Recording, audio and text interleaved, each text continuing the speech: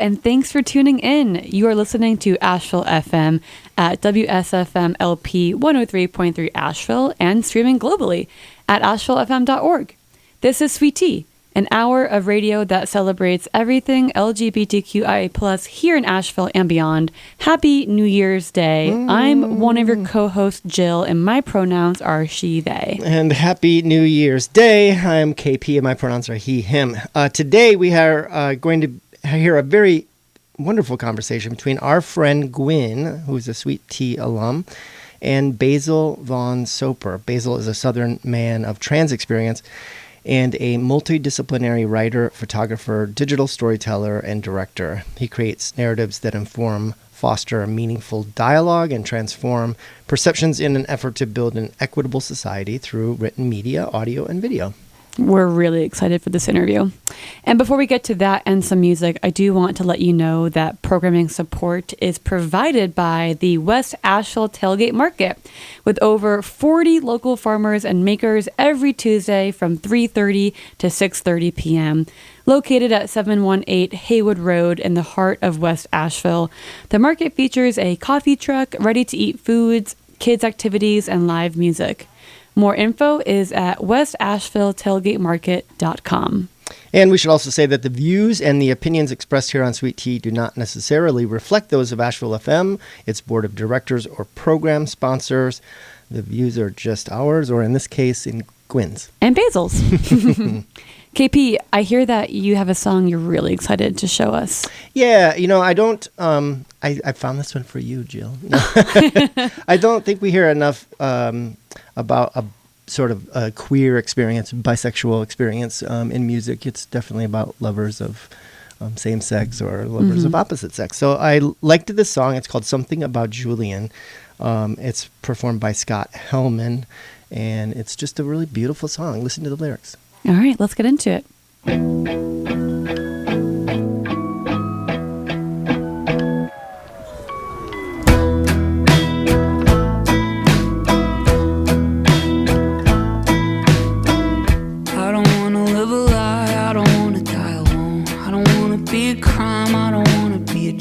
I've been living in the dark, now I see a little glow. Yeah, you're the apple on the vine, you're the meat on the bone. You're my every reason why, you're the end of the road. Now I don't wanna make you cry, but I gotta let you know. Yeah, I'm still on a straight line, still see your waistline. When my heart beats, you're the baseline. And I ain't going nowhere, but someone out of nowhere makes me wanna go there. I don't know what it is, I've never even been in the same room as him. There's just something about Julian.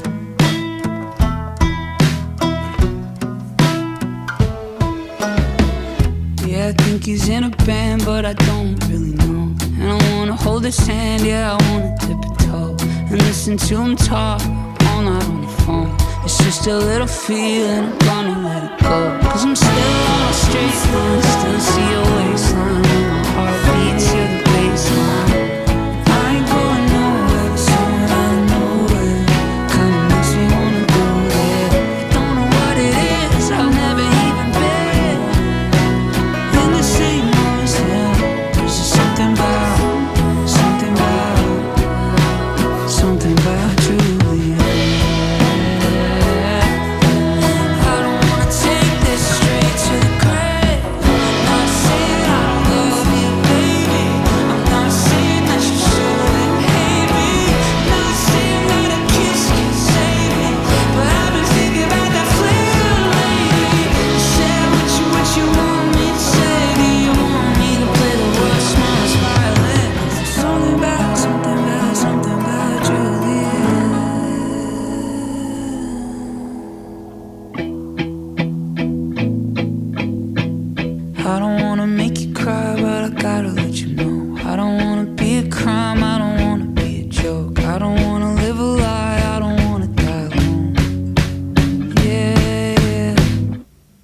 You are listening to 103.3 WSFM LP Asheville FM. This is Sweet Tea. My name is Gwyn, pronouns he, him. You may recognize me from being on Sweet Tea a few years ago, but today I am interviewing another special guest, Basil Soper of Transilient, who's here to talk about their documentary, Fixin to Stay. Basil, why don't you introduce yourself a little bit? Yeah, thanks so much for having me. My name's Basil. I'm an interdisciplinary artist and writer. And I'm from the South and left for a while, came back, and now I'm working on a documentary. All right. Okay, can you tell us what that documentary is called? Of course. Yeah, it's called Fixin to Stay. And what does it focus on? Yeah, so the project's going to kind of look at different trans and queer communities throughout the Southeast in an effort to bolster up the work that we do down here, but also change the perception that a lot of people have about the region who live outside of it, while also kind of exposing us to our neighbors who might have misinformation about us or not been exposed to us before. Okay. And can you tell us about your journey to becoming a filmmaker? I know you started off with photography projects. Do you want to talk a little bit about that too? Yeah. Since I was young, I've always been really, really interested in storytelling. I remember I used to walk around with a boombox that you could record with. You could record the radio, and I'd interview my mom while she was making chicken tenders, and I just always was super observant about the world around me and wanted to talk about it. So I kind of started off as an organizer here in Asheville. I ran an organization called Justice for All, and through that we had this yearly art and creative event called How We Identify. And I went to undergrad for creative writing, and I just kind of realized that I'm inherently sort of a interdisciplinary creative. So photography was always something that I kind of had on the back burner and was an interest, but not something I really focused on. And then when I started Transilient, I brought that desire to be able to share people's stories and utilize my photography skills with that. And now, over the years, I've moved more into trying to move more into film because I feel like this specific story needs a film perspective. And I've got a really, really excellent team. I wouldn't be able to do it without them. I'm the director. So, there's some things I don't know about cameras, film cameras, but the DP, RBJ, or Rebecca Branson-Jones has joined and they're excellent. Awesome. Now, when I first heard about this documentary titled Fixin to Stay, which, as you said, is about why trans people choose to stay in the South and sort of combating some of those stereotypes about why we wouldn't want to stay in the South, it became very obvious to me why someone would make this documentary. But I realized that not everyone is me, meaning a transgender person living in the South. So I would like you to explain a bit why you are making this documentary and what it means to you. And could you tell us a little bit about the people featured and the impact you are hoping Fixin to Stay has on the viewers? Yeah. So I grew up in South Carolina. I grew up in poverty. We were houseless off and on. And I came out as queer super young. I identified as a boy at age 5. And I experienced a lot of homophobia and stuff at home. But there were always people teachers and parents of my friends who were really supportive. And one of my aunts was really, really supportive. So I always knew there were really great people in the South, even if they didn't always know everything. And then, I moved to Asheville when I was 20 in 2006 and left in 2015. And I was in New York for 7 years and Chicago for 2. And when living in the North, I experienced some really what I thought were outdated views of the Southeast. People just really dismissing it and just expressing general anger when I would talk about being from the South, and, would just call it racist, and just people would blame MAGA and the Trump administration coming to power just because of the Southeast, when there's a lot of rural areas who voted certain ways throughout the country for a lot of different reasons. It's not just the South, but I recognized that it was kind of based in this old stereotypes that were around the region that were created a long, long time ago through the media and have continued to be perpetuated today. So yeah, I moved back in 2024, and then kind of started working on this project. But some of the main profiles we have right now are in Memphis and Western North Carolina. We've done some shooting in Memphis with Qualvarius Brown. They're a non-binary journalist, and they focus on environmental racism. And here in Western North Carolina, we're hoping to start filming in March with someone in Haywood County, but we haven't nailed down the dates, so I don't want to name names yet. And why have you chosen these areas? And also, you mentioned Western North Carolina and Eastern Tennessee. And as we know, those are two areas heavily impacted by Hurricane Helene. So I wanted to talk about Helene's effect on this documentary. Mm-hmm. And I actually had a question on whether or not you started this documentary before or after Helene and how it impacted the direction of the documentary. Well, I chose these two areas because, Western North Carolina is really important to me. I've had a lot of really formative experiences here.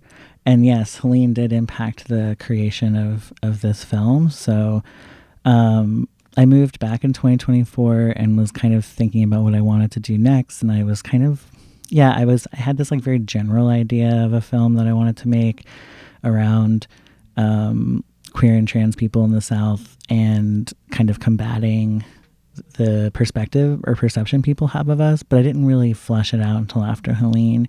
And part of that was I had a tree fall in my house during Helene and I got displaced for a while. And I'd also released an article with Them magazine about Pansy Collective and Firestorm here in Asheville and the efforts of LGBTQ people in the South showing up in the face of the storm. And just kind of highlighted the mutual aid and everything.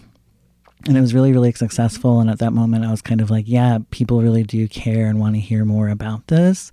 And it kind of brought me to this place of I'm not just looking at lives and what people are doing down here, but just the survival networks of people and how we have such little resources.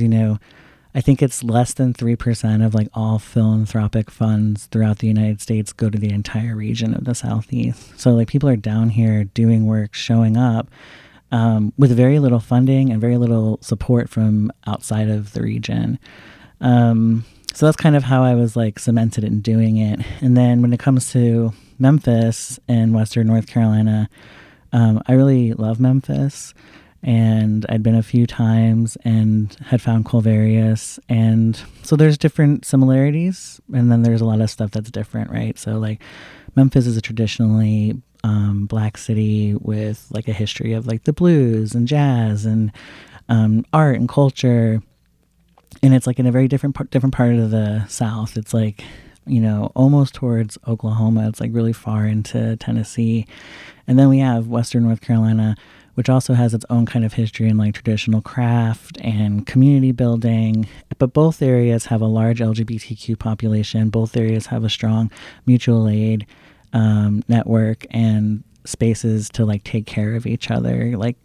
Mutual care and kindness is the cornerstone of both regions and both areas. So I wanted to highlight the differences, but also juxtapose the similarities. And what do you think attracts these large groups of queer people, especially people who are interested in mutual aid and community organizing? You mentioned Firestorm, which of course is a well-known organization around town. What do you think attracts them to these regions? I think that a lot of us in the South, poverty is something that impacts the region more. So it is harder to leave the region if you want to. But you also may not want to stay in your small town. I grew up in Myrtle Beach, so if you can imagine, I didn't want to stay. And you find these little pockets that have, pieces of culture that you can connect to, other queer people. Asheville's one of those areas, but there's a lot of other areas like that in the South, even in Alabama, Mississippi, Louisiana. South Carolina even has their own small areas where people can relocate. So I think somehow, and I think North Carolina is very special into where it's like such a different area of the South, where I think there's a lot of different opinions and different political views in our state. But yeah, I think that, one, it's kind of just trying to get away from where you come from and like build a community. And then two, there is this vibe in the South, especially in areas that are, more queer friendly, that you take care of each other.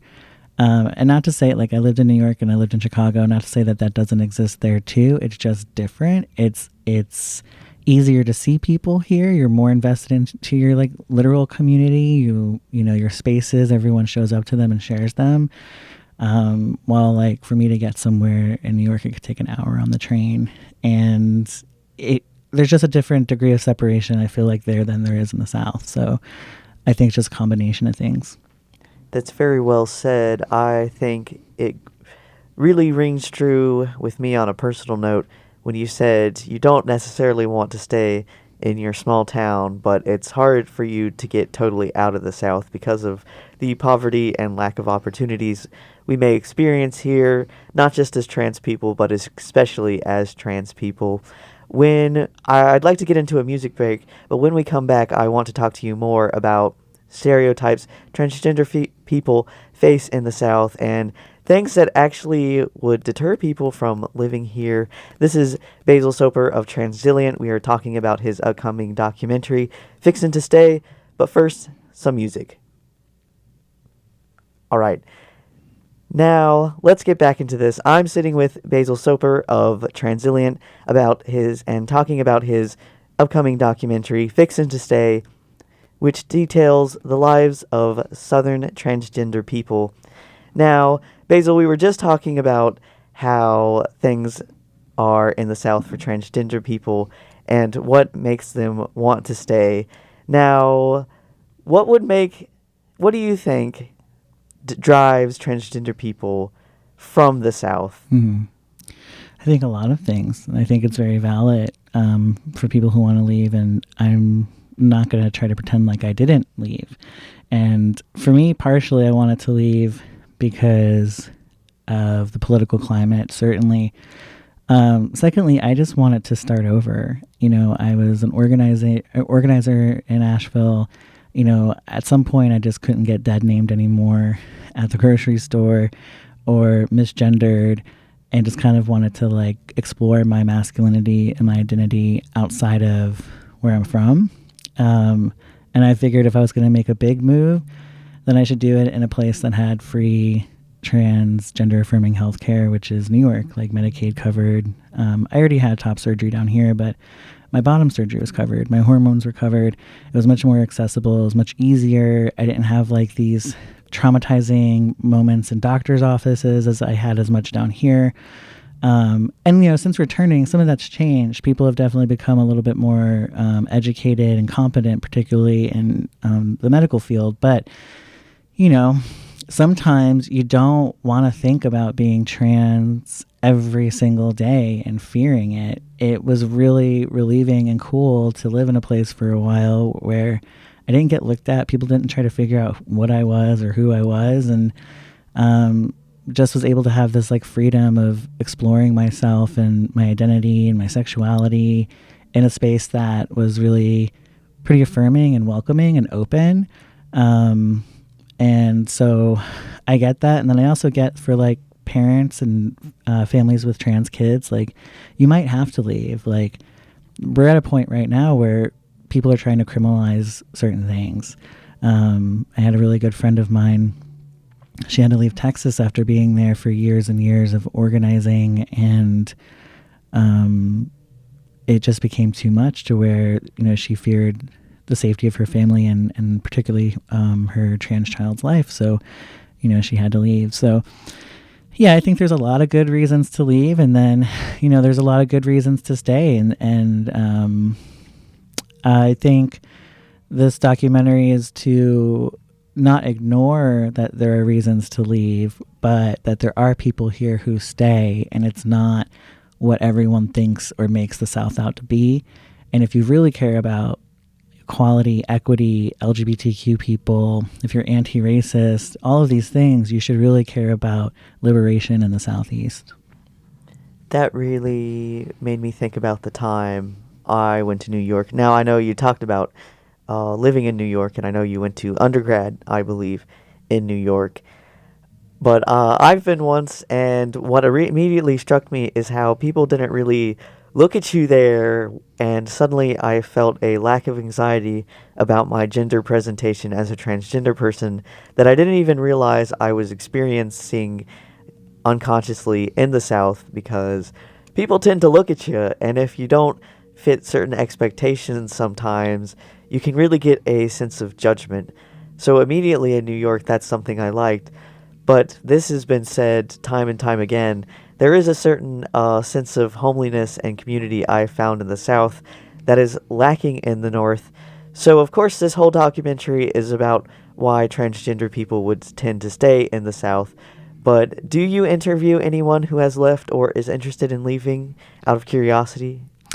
It's something we've thought about. We're still in pre-production where we're doing kind of like small interviews in Memphis and Western North Carolina, and then we also want to branch out and do interviews with people and organizations in other states. Those will be like smaller portions of the film, but the primary profiles will be Memphis and Western North Carolina. And yeah, I've considered it. I just feel like in the media, that's given a lot of attention already. The people who leave and feel like they need to leave. And while I think it's, like I said, it's valid, I think that this is not a story that's told a lot. People like who choose to stay, or some people don't even choose to, they just don't have a choice in the matter. But they do it, and they have thriving lives and are fighting against, many, many decades of oppression, but since the Civil War and before, basically, there's things that have happened in the South that have led it to bring certain political dynasties just continuing to be in office and pushing harmful legislation and rhetoric about many groups, not just LGBTQ people. Well said. Now I'm interested, we've already talked, a sense of community is something that really keeps transgender people in the South, which I feel to be true as well. Is there anything else you think is a common thread? I'm interested in, throughout the interviews, if you've had people say sort of the same things to you about why they stay.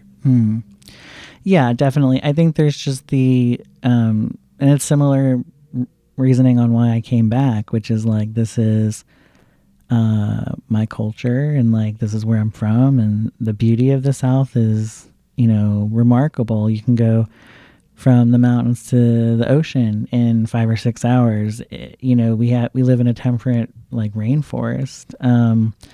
There's a lot of history here for communities, particularly non-white communities, and there's a lot of just this is your home, like, period. And you shouldn't have to be forced to leave your home if you don't want to. When I lived in New York, I really missed potlucks. I really missed small events where people could just meet up and have like some kind of like, I don't know, I don't play D&D, but something like that, like a club, or where it was like easy and accessible and it didn't cost a bunch of money, and it was inclusive, and people had the time and space to just like talk to one another and get to know each other on a little bit of a deeper level. And I don't want to dismiss New York and say that there aren't communities there doing work and, also trying to survive under this like hellscape that we're living. But it's just different. And I think that for me, I missed it, and I'm glad I'm back, and I'm finally settled back in Asheville, and can't wait to make more friends. I love how you ended on that last note. So, changing gears a little bit, let's talk about the technical aspect of the documentary. And if you're just tuning in, we're sitting with Basil Soper of Transilient, talking about his new documentary, Fixin to Stay. So, What's it like in your day-to-day creating the documentary? How do you find people to interview? And I want to know about your team as well. Yeah. Sort of who's on board. Yeah. So Transilient is kind of my last project I did. I interviewed trans and non-binary people through photography and interviews about anything outside of the physical transition or the oppression we face, to sort of shift the one-dimensional narrative in the media that focused on surgery and trauma. I did that for 4 years, interviewed about 135 people across 38 states. Through that process, I was able to kind of build a pretty strong social media presence. So through that, I'm able to kind of do outreach and get people to contact us. But I also just do some research. I had a production assistant who helped me research and found Quilvarius's work. I reached out to Q, and it was perfect. It's a really good relationship.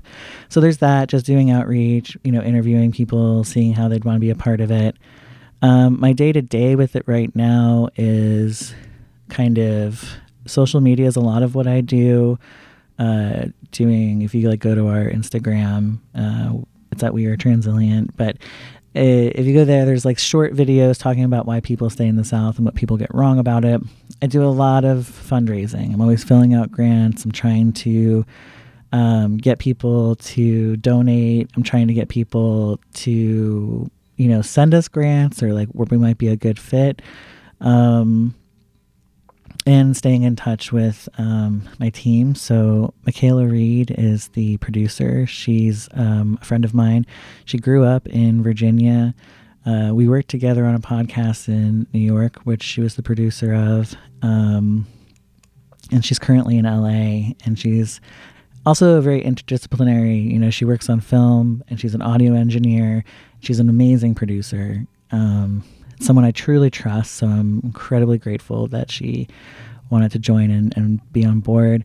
RBJ, Rebecca Branson-Jones, is the DP, and then we have me, and then we've been working with 2 fellows in the area who recently graduated from UNCA, Ariana Clackler and Ryan Cromer. And as we get more funding, we do want to expand. We only work with people who are from the South and queer and trans. So hopefully the team will be larger after we get more funding. And, I'm really looking forward to that. But right now it's a pretty small, tight-knit group, and I think it's been going really well. And I love that you have some local alumni on your team as well. So because the South is so huge, and there are a good number of trans people here who we could get a plethora of stories from, a lot of information, which I think would be great to dive into. Do you see Fixin to Stay, the possibility of it becoming a series? Yeah, it's something that I've definitely thought of. I don't know if it would be called Fixin to Stay. Maybe. I've thought about going to other rural areas that aren't just in the South. Yes, doing the South most definitely, but I've also been to, I don't even know what to call it, the middle of the country. I think they call the it Midwest, or not even Wyoming. It's not quite the Pacific Northwest, but it's not the Southwest, and it's not really the Midwest.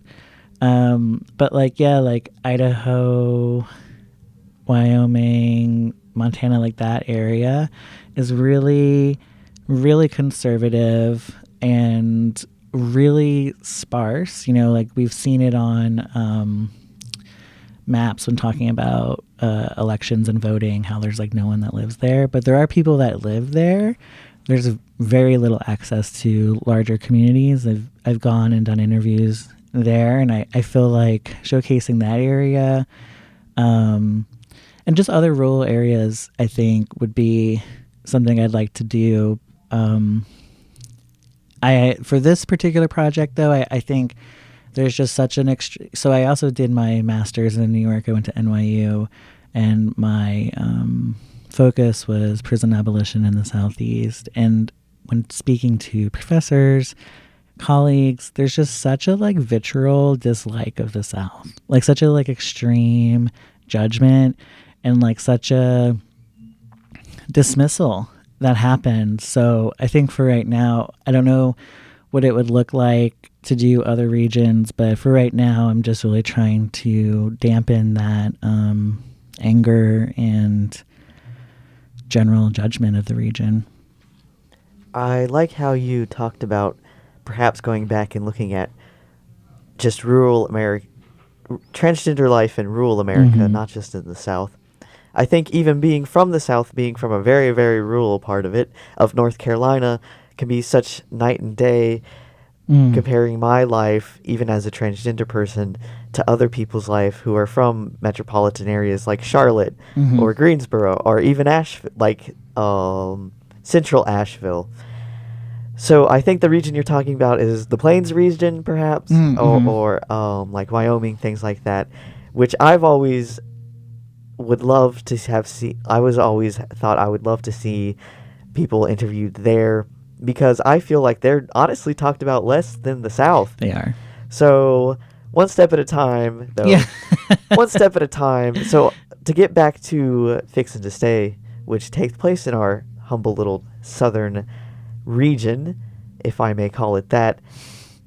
Sorry, I got the sillies. I wanted to ask you if, when working on the documentary thus far, has there been anything that has surprised you, or even a challenge you faced that you weren't expecting? But again, something even good if it was a good surprise? I think a good surprise is how many people, have wanted to work on it and are behind it or are excited by it.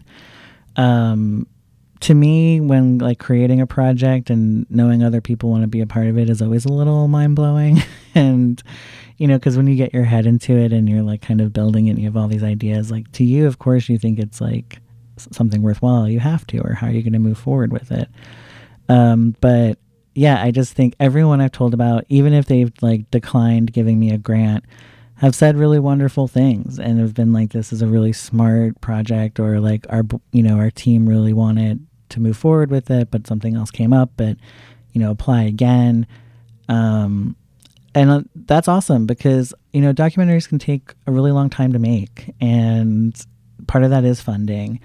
And so I'm hoping that, I think it's great because it's been such a short time period of us working together and like kind of figuring out what the story is and how we're going to make it, and people are really excited about it, and on social people are really excited about it, and that feels really good at this time when there seems to be little excitement in general, and it keeps me going, and it keeps me being like, yeah, I'm gonna give more time to this, I'm gonna do this, it's gonna happen.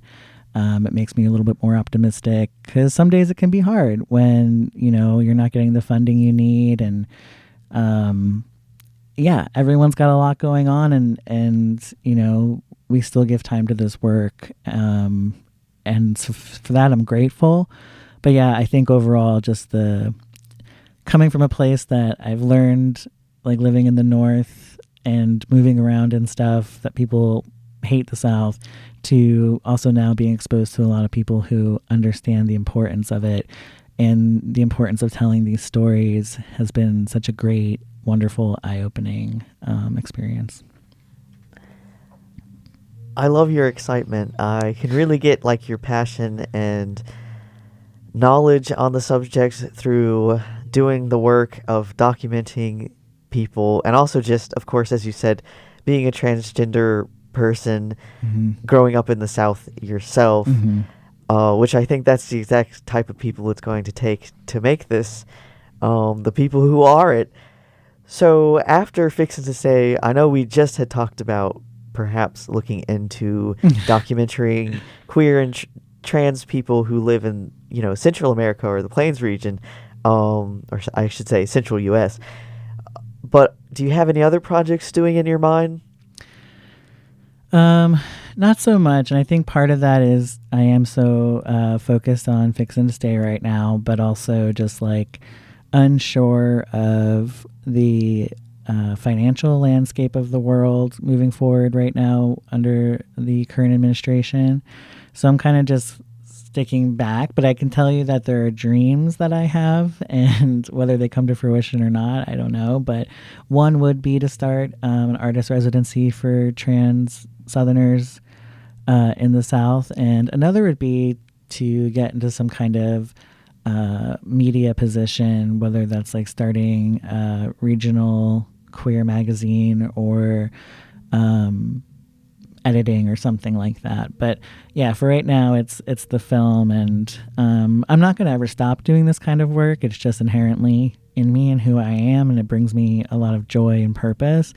But yeah, right now I'm kind of like very honed in on Fixin. Thank you. And I wanted to ask you this question as well. If there are any queer or especially trans people out there who are listening and they want to start documenting queer life around them but don't know how to start, what is your advice? Yeah, I think, well, I think trial and error is great. You know, I mean, especially if you don't put a lot of pressure on it at first, right? Like, I think just like meeting with a couple of friends who feel comfortable with you already and you feel comfortable with them and won't mind if you make a couple of mistakes, whether they're technical through the camera or through recording or whatever, and kind of getting a feel for it and then really processing. You know, I've kind of come from a world where I'm a writer, but also I've worked in communications for large nonprofits and also did Transilient.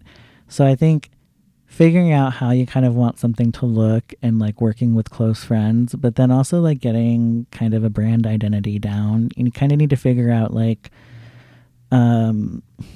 what is it you're trying to say and how is it different from things that have been done before, and finding that niche, which helps you then expand upon your project because you have a target to hit at that point. I'm also available if anyone wants to email me or has questions. My website, basilsoper.com. I think my email's on there. I'm always, and that's the great thing about creatives and queer creatives and trans creatives is like we're always there to answer questions for each other. We're a community. We support one another, and there's always more room for this work. And the more trans people doing it, the better. Absolutely. So if people are interested in keeping up with the progress of this documentary, Fixin to Stay, by you, Basil Soper, how can they do so? And when can we expect, or if we do have a timeline of when it will debut, and if there's anywhere it will be streaming?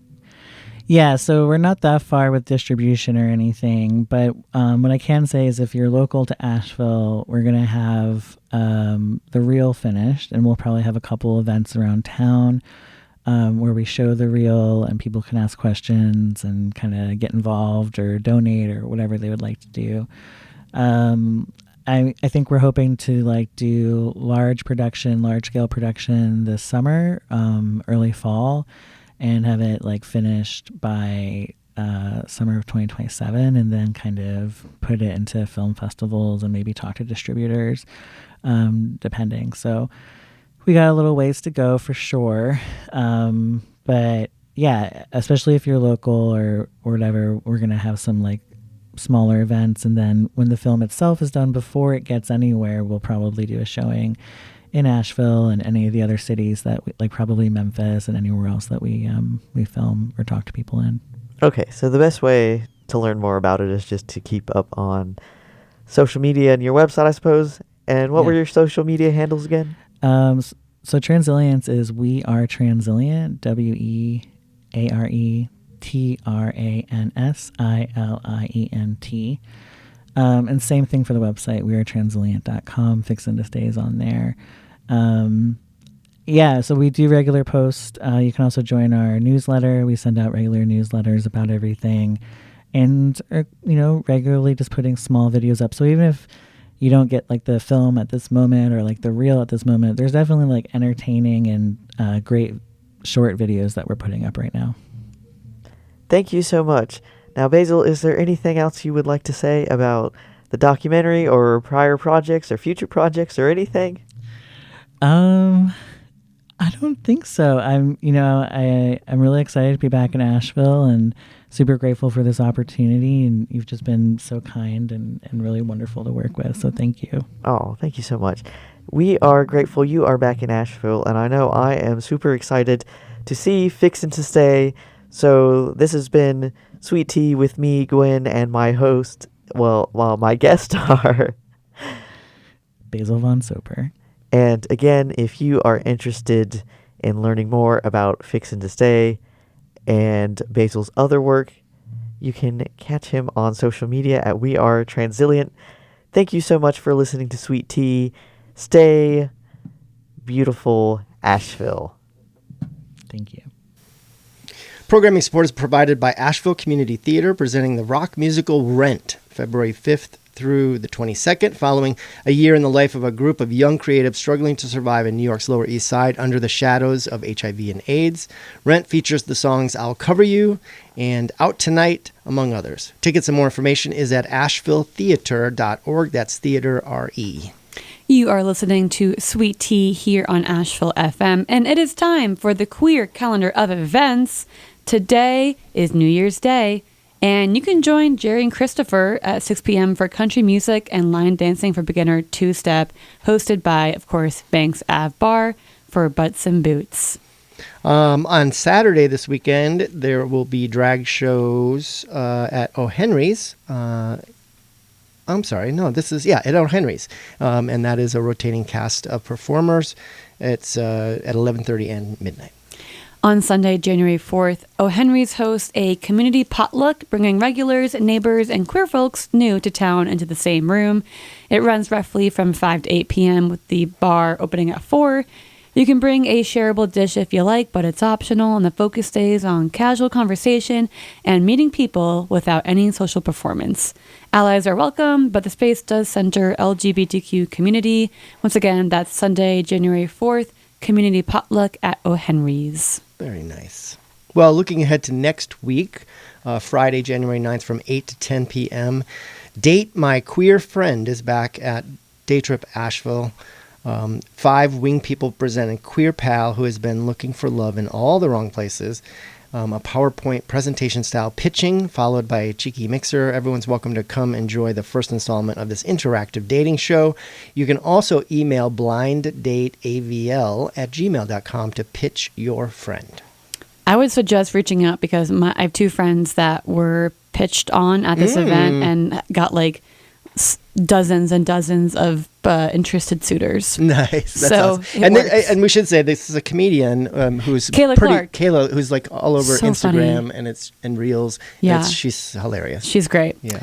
Looking ahead to a Friday and Saturday for Asheville Community Theater's ACT Late Night and Asheville Fringe, presenting Serenum, a lesbian folk opera by Skysail Theater at 35 Below.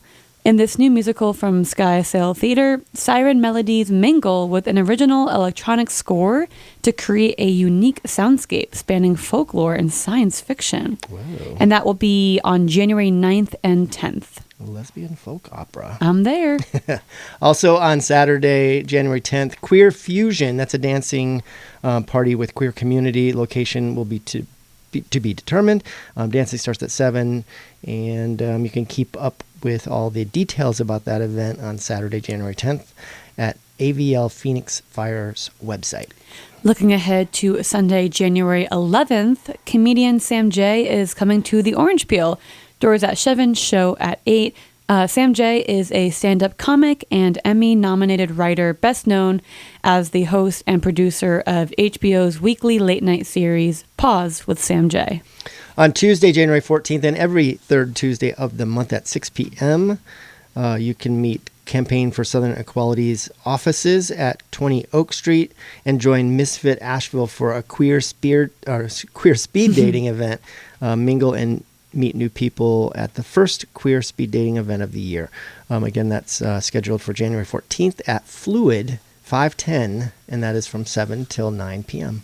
Looking ahead to Friday, January 30th, Dine with Divas returns to the Highland Brewing Event Center, which is Asheville's only drag celebrity impersonator dinner show.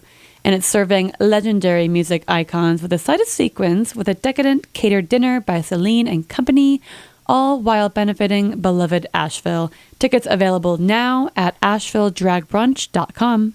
I'm looking ahead into February. On Saturday, February 7th from 7 to 9 p.m., Eyes Up Here Comedy is presenting their Galentine's Day edition. That's at Ginger's Revenge, 7 o'clock. And, of course, looking ahead to February 10th for Booty Tuesdays, which are back in the office at Shakey's. Starts at 10. It's a queer dance party with a rotation of awesome DJs. That's looking ahead to the month of February for Booty Tuesdays back at Shakey's. And yeah, that's about does it for the queer calendar of events. Thanks for tuning in to Sweet Tea. But before we let you go, I want to let you know that programming support is brought to you by Records in the Rad, located in the Wedge Building in the River Arts District. Records in the Rad buys, sells new and used vinyl, as well as cassettes, CDs, books, and music-related local art and memorabilia. They have reopened. More information is available online at recordsintherad@gmail.com. Did you also know that we have other amazing programming here at the radio station, like Enchantingly Yours? On Wednesday mornings at 8, be enchanted towards engaging channeled messages of interpersonal growth and self-love by the voice of DJ Super Vixen and guests, while enjoying music of all genres of the past, present, new, and old. That's Enchantingly Yours, Wednesdays at 8 a.m. on Asheville FM. And stay tuned next for Let's Talk About That, coming up at noon. It's a fresh look of current events from the eyes of a different soul with Zakiya and Leonard that bring you music and conversation. Again, it's Let's Talk About That coming up next. And of course, you can join us next week for another episode of Sweet Tea. Thanks again to our dear friend Gwyn for their interview with Basil Soper.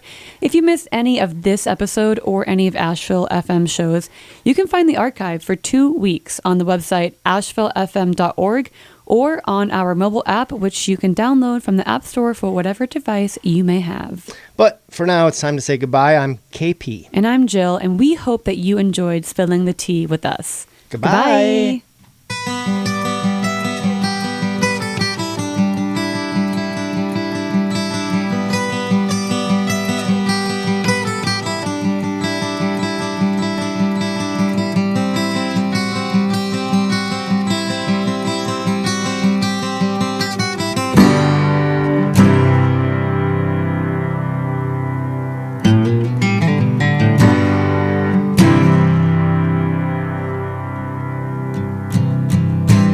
Woman,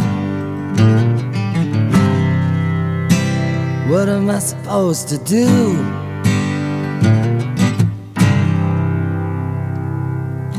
Sweet woman, to get along with you.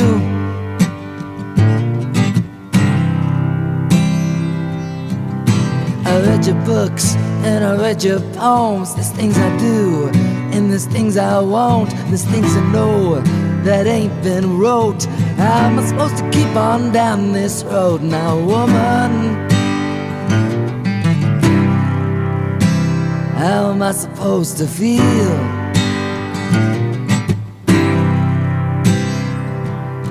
Sweet woman, is ever this even real?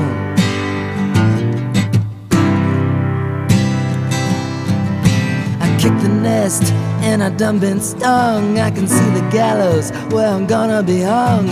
Maybe someday, if we're lucky, we'll find a little bit of truth underneath the lies. I've been living in you, you've been living in me.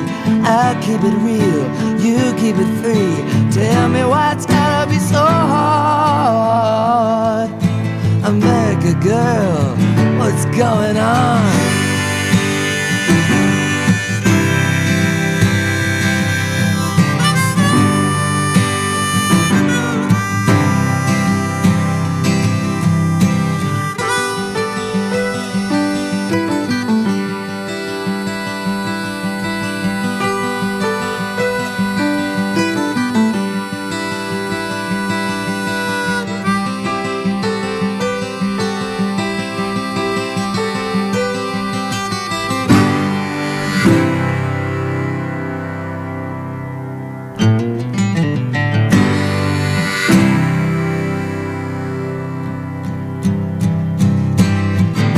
woman.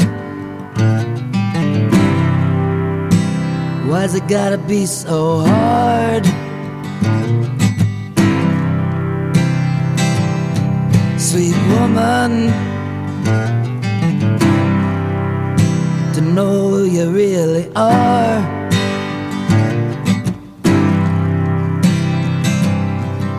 I talked with your ma, and I talked with your pa. I talked with the devil, and I talked with God. I consulted the east, and I went to the west. Nobody could tell me which way was best. I've been living in you, you've been living in me. I'll keep it real, you keep it free. Tell me why it's gotta be so hard. America girl, what's going on?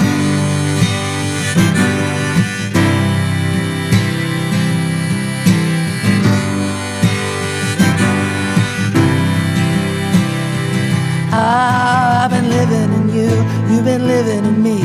I'll keep it real, you keep it free. Tell me why it's gotta be so hard. America girl, what's going on?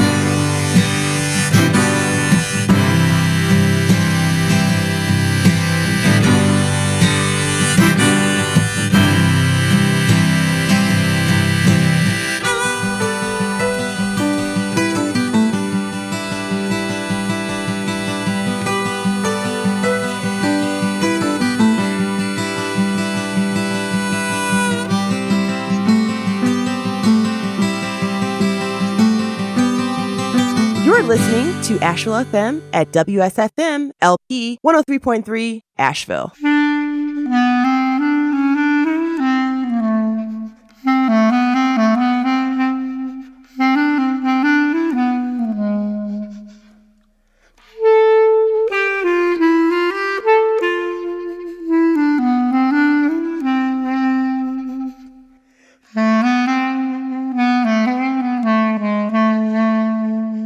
Samba triste das incertas madrugadas, samba triste, ecos de passos nas calçadas, samba triste de São Paulo na neblina, na garoa muito fina, nas luzes amortecidas. Samba tão triste, samba das almas vencidas, samba triste das incertas madrugadas, samba triste, ecos de passos nas calçadas, samba triste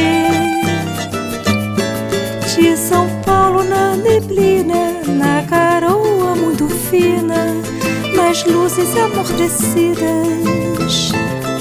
Samba tão triste, samba das almas vencidas.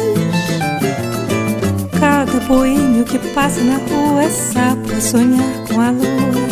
Cada mulher mariposa de asas queimadas. Que desencanto nessas vidas, pela neblina envolvidas, perdidas na madrugada. Que desalento em meu olhar, que tristeza em meu pisar, ecoando sozinho na calçada. Samba triste das incertas madrugadas, samba triste, ecos de passos nas calçadas, samba triste de São Paulo na neblina, na garoa muito fina, nas luzes amortecidas. Samba tão triste, samba das almas vencidas. Cada boêmio que passa na rua é sapo a sonhar com a lua. Cada mulher mariposa de asas queimadas. Desencanto nessas vidas, pela neblina envolvidas, perdidas na madrugada. Que desalento em meu olhar, que tristeza em meu pisar, ecoando sozinho na calçada, ecoando sozinho na calçada.